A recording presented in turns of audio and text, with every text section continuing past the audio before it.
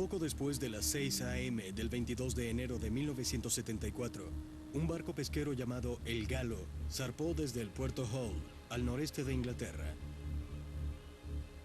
5 días después llegó a la zona pesquera del mar de Barents de Cabo Norte, en Noruega.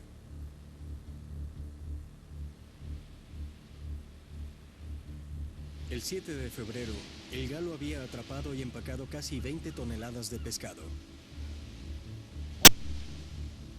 Pero el mal tiempo no tardó en hacerse sentir. Una fuerte tormenta y grandes olas azotaron al Galo. Aunque el barco estaba diseñado para resistir ese tipo de situaciones, tuvo que luchar contra el mal tiempo. El capitán envió un mensaje a Hull diciendo que tenían problemas con la dirección del barco. Al día siguiente, el 8 de febrero, el capitán envió 2 mensajes a la estación Wick en las Islas Shetland. Eso fue lo último que se supo de El Galo. El barco y sus 36 tripulantes desaparecieron.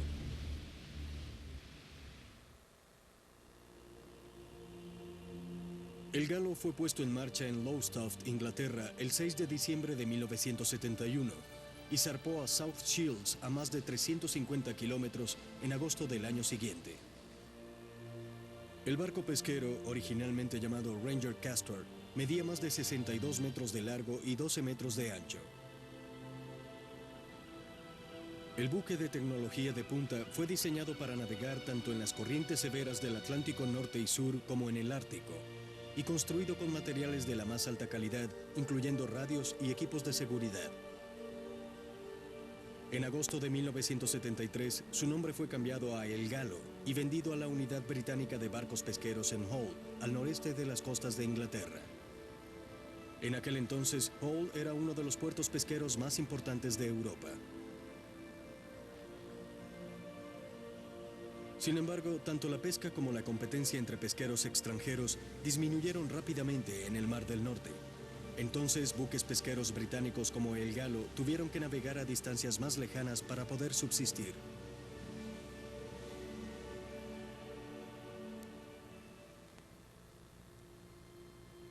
Antes del amanecer, el 22 de enero de 1974, El Galo zarpó del puerto de Hull atravesando el Mar del Norte hacia la zona pesquera del Mar de Barents de Cabo Norte, Noruega. Peter Nellist, un respetable y experimentado marinero, sustituía al capitán del barco, Ernest Sotheby, quien estaba de vacaciones. Poco tiempo después de dejar el puerto, descubrieron que a bordo estaba John Haywood, un polizón. Aunque Nellist estaba muy molesto, decidió dejarlo navegar con ellos.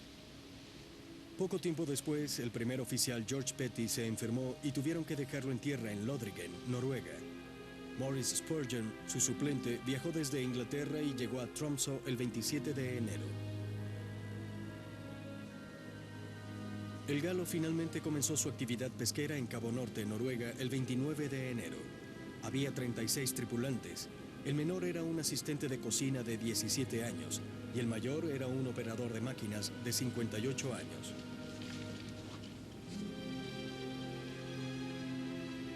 Aunque los demás barcos pesqueros británicos del área trabajaban a varios kilómetros, siempre estaban en contacto.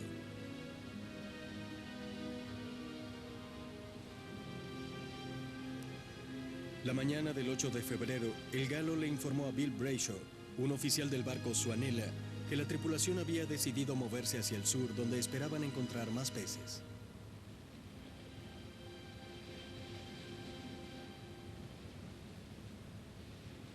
Brayshaw siguió el rastro del Galo en la pantalla del radar hasta desaparecer. Esa fue la última vez que se supo del pesquero de alta mar. El 9 de febrero, El Galo no realizó su reporte diario al puerto Hull, pero nadie se preocupó. Pero luego de 24 horas sin hacer contacto alguno, se envió una señal de alarma. Los familiares de los tripulantes del Galo se quedaron atónitos al saber la noticia. Muchos pensaron que la desaparición del barco no había sido un accidente y que una embarcación soviética estaba involucrada. Las horas pasaban y aún no había noticias del barco desaparecido. Se organizó una gran misión de búsqueda y rescate.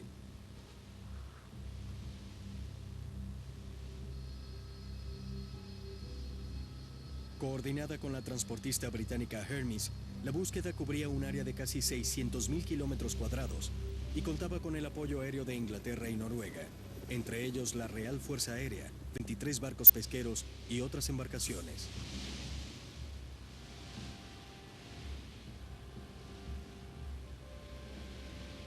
Pero después de 4 días de búsqueda, no hubo señal alguna del Galo, y el 22 de febrero la misión cesó.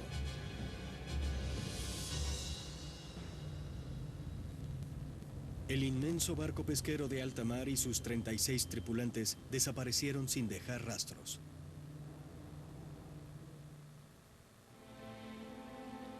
El capitán del Galo, Ernest Sotheby, que estaba de vacaciones en aquel momento, recordó el impacto que le causó la noticia de su desaparición. Era uno de los mejores barcos que he visto. Habíamos viajado varias veces en él. Fuimos hasta Bear Island, navegamos mar adentro, viajamos hasta Terranova, hasta Labrador. Nunca vi ninguna falla en el barco, ni siquiera en el viaje anterior cuando navegamos con muy mal tiempo y no hubo problema de ningún tipo. Pero los rumores de que el Galo no era un barco pesquero común no tardaron en llegar. Se dijo que el MI6, el servicio secreto británico, lo utilizaba para espionaje. Incluso se dijo que los oficiales soviéticos de la Marina habían hundido al Galo y habían apresado a los tripulantes. En aquel momento prevalecía la Guerra Fría entre el este y el oeste, y los barcos pesqueros eran a menudo utilizados como espías por ambos bandos. El vicealmirante Sir Ray Halliday, director de inteligencia naval británica, confirmó este hecho cuando el Galo desapareció. La actividad pesquera hacía que los barcos navegaran en áreas por las que pasaba la Marina soviética. A veces veían a los soviéticos, les tomaban fotografías y nos informaban su ubicación y velocidad. Y puede que tal situación haya hecho que su servicio de inteligencia haya tomado cartas en el asunto. Mason Redfern, un ex capitán del puerto Hull, explicó lo que hacían.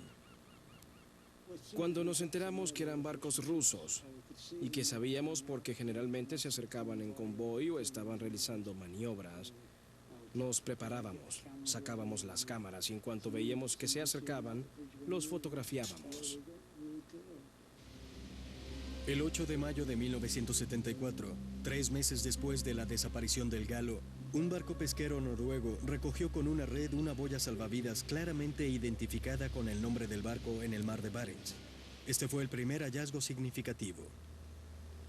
La investigación oficial acerca de la desaparición del Galo comenzó el 17 de septiembre en Hull, puerto de partida del barco. La investigación terminó el 11 de octubre y recogió el testimonio de 48 testigos. Se concluyó que el Galo se hundió debido al mal tiempo en alta mar. Pero muchos, especialmente los familiares de los tripulantes, no estaban convencidos.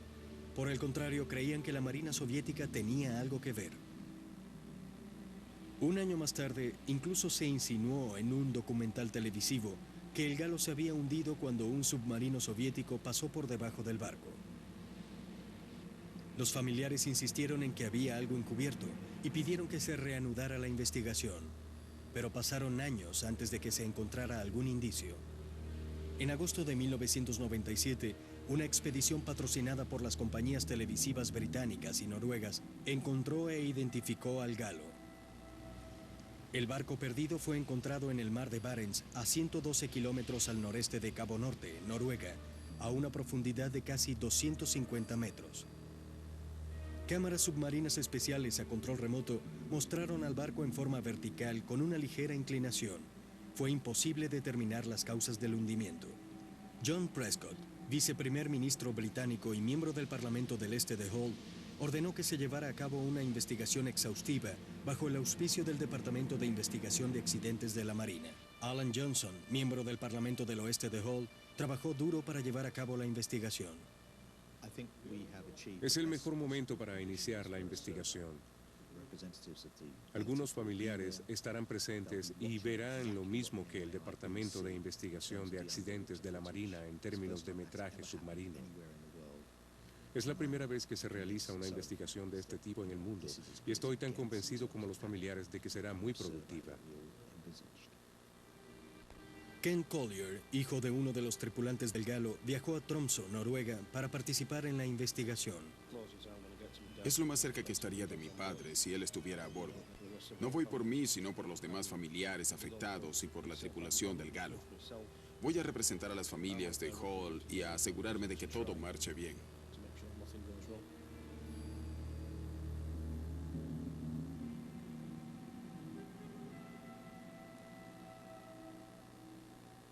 Collier fue con John Bevan, un experto submarinista, y Aubrey Bowles, detective asesor de las familias e ingeniero náutico.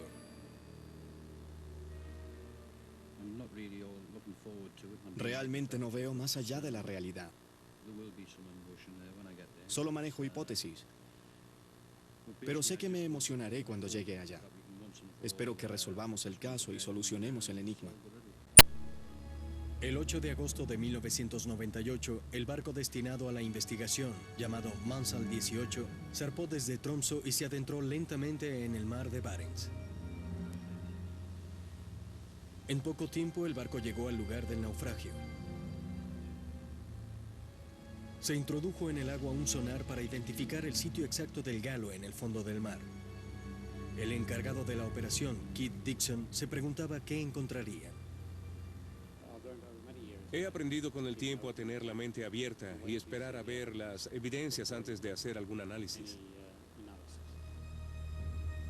Collier, Bevan y Bowles observaron atentamente los resultados de la primera inmersión transmitida a la sala de control del Mansal 18.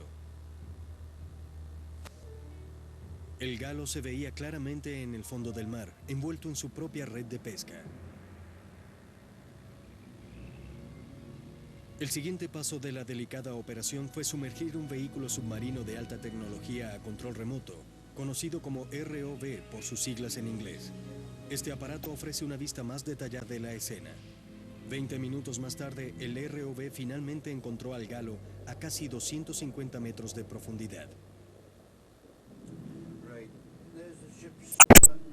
Justo allí está el número del barco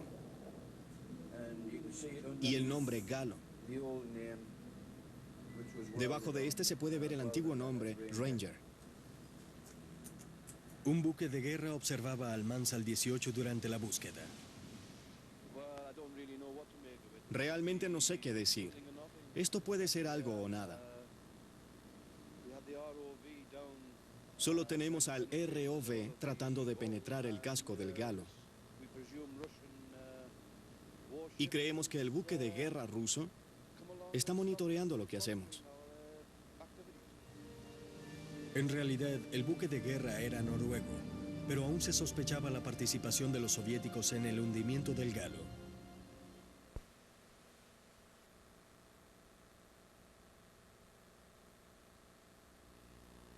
Acerca de la desaparición del Galo continuaron, así como también los rumores de que era un barco espía, pero el ex capitán Sotheby lo dudaba. El auge del espionaje fue en los 60. Pero entre 1970 y 1974 ya se había esfumado. Pero de hecho, a finales de 1977, la inteligencia naval aún trabajaba con la flota pesquera. Roy Clark, padre de uno de los tripulantes del Galo, así lo confirma. Cuando mi hijo regresó a casa después de navegar, me dijo que iban 2 oficiales navales a bordo de aquel viaje. Esto se sabía desde hace años, pero lógicamente nunca pensamos en ello.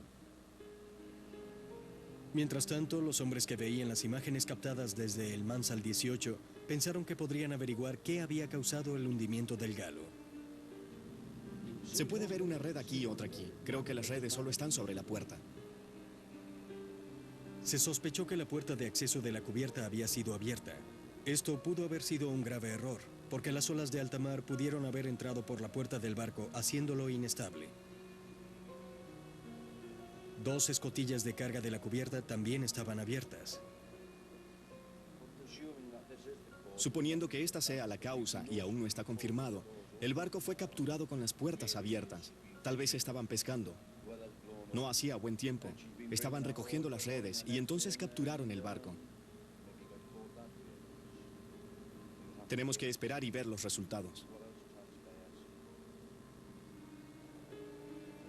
A través de las cámaras y el vehículo a control remoto, continuaron investigando el hundimiento del Galo, esperando encontrar por lo menos algunos restos de la tripulación, pero no hallaron nada.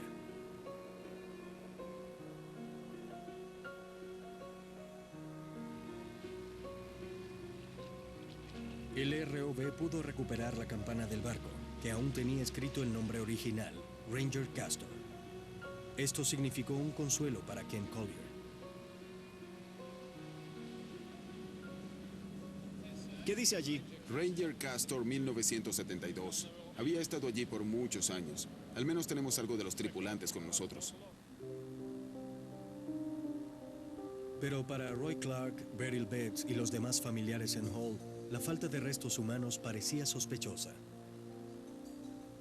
La última vez que lo vi fue a las 2 de la mañana. Vino, se despidió y se fue. Nunca perdí la esperanza de que estuviera vivo en algún lugar de Siberia, porque no confío en los rusos. Lo siento, pero no confío en ellos.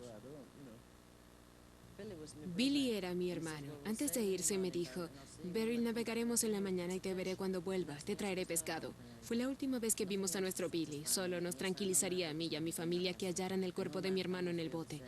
Todos los familiares esperan lo mismo. No se puede culpar a los familiares por sospechar cada vez más y más, ya que la verdad ha salido a flote paulatinamente.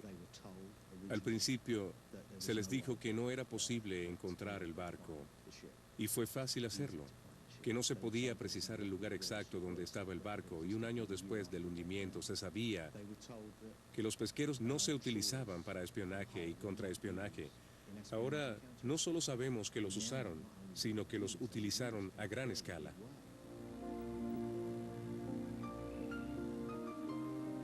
Pero aunque el viceprimer ministro John Prescott aún estaba interesado en la exploración del barco naufragado, pensaba que era hora de que se develara el misterio que envolvía el hundimiento del Galo. La investigación aún no ha terminado, pero pareciera que nos acercamos al final. Creo que muchos de ellos estarían más tranquilos si se concluyera que fue una terrible tragedia marítima y que el misterio no es que una potencia extranjera capturó al Galo, apresó a sus tripulantes y lo hundió. Todos los indicios sugieren lo contrario. Solo les digo que no debemos juzgar hasta que no hayamos recogido todas las evidencias. En la primavera de 1999, los familiares de los tripulantes del Galo fueron a la casa del ayuntamiento de Hull para conocer los resultados de la investigación submarina después de 6 meses de análisis exhaustivos. Fue la primera vez que el gobierno británico transmitió públicamente un informe de investigación marina en video. Se concluyó que probablemente el Galo se vio inmerso en una severa tormenta que hizo que sus 2 escotillas de pesca se abrieran. La gran cantidad de agua, producto de la tormenta, causaría que los pisos inferiores se inundaran y que todos los sistemas eléctricos y la radio se averiaran. No habría tiempo para enviar un mensaje de auxilio antes de que el barco zozobrara y se hundiera. Ken Collier prefería creer que finalmente había escuchado la verdad acerca del fallecimiento de su padre. Durante mucho tiempo creí que había sido un accidente, pero eso es lo que yo pienso, no lo que piensan los demás. He decidido creer que eso fue lo que ocurrió. Ahora los demás deben decidir qué creer. Todos piensan que ha pasado mucho tiempo, son 25 años, pero para mí no es así. Siento que fue ayer. Aún puedo ver a mi padre irse. Esto no me lo regresó. Cuando finalmente se presentó el resultado de la investigación, a los familiares también se les aseguró que el Galo no era un barco espía. Pero no se tranquilizaron. Aún querían saber qué había ocurrido con los restos de la tripulación.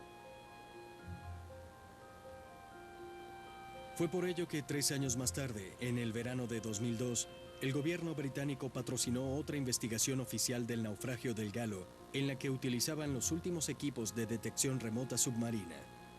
Si esta vez no traían evidencias, definitivamente algo andaba mal.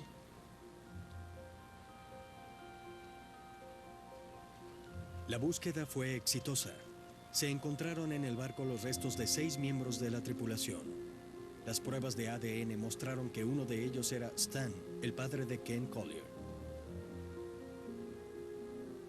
Los familiares ahora al menos sabían que los soviéticos no habían capturado a sus queridos parientes, como muchos de ellos sospechaban desde la desaparición del Galo.